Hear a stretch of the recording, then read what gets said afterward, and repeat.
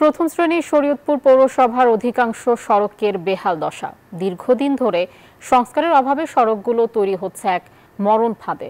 আর পরিকল্পিত ড্রেনেজ ব্যবস্থা না থাকায় সামান্য বৃষ্টিতে জমছে পানি। এতে চরম ভোগান্তির শিকার হচ্ছে লাখো মানুষ। দ্রুত সময়ের মধ্যে দুর্ভোগ লাঘবের দাবি স্থানীয়দের। এদিকে পৌরসভার মাস্টার প্ল্যান তৈরি করে ড্রেন ও সড়ক সংস্কারের কথা জানিয়েছে পৌর প্রশাসন। শরীয়তপুর প্রতিনিধি বিধান মজুমদার অনির পাঠানো তথ্য ছবিতে ডেস্ক রিপোর্ট।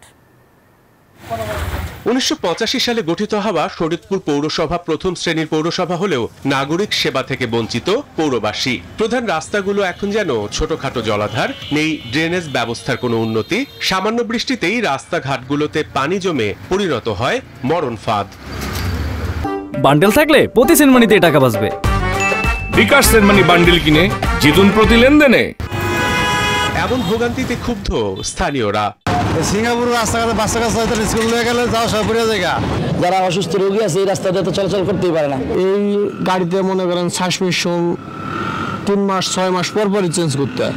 অনিয়ম আর দুর্নীতির কারণে পৌরসভার এমন অবস্থা হয় বলে মনে করেন নাগরিক সমাজের প্রতিনিধিরা।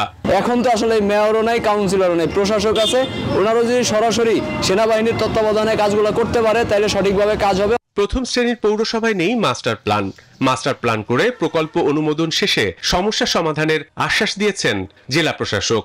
এটা অনুমোদন পেলেই আমরা ওই বাকি রাস্তাটুকু সেখানে করা সম্ভব। এক রাস্তাগুলো হয়ে গেলে আমি মনে হয় যে পৌরসভাবাসীর যে চলাচলের জন্য যে অসুবিধা এগুলোর কিছুটা লাঘব হবে। আশ্বাস নয়, কাজের বাস্তবায়ন চান শরীয়তপুরবাসী। Desk report, news 24।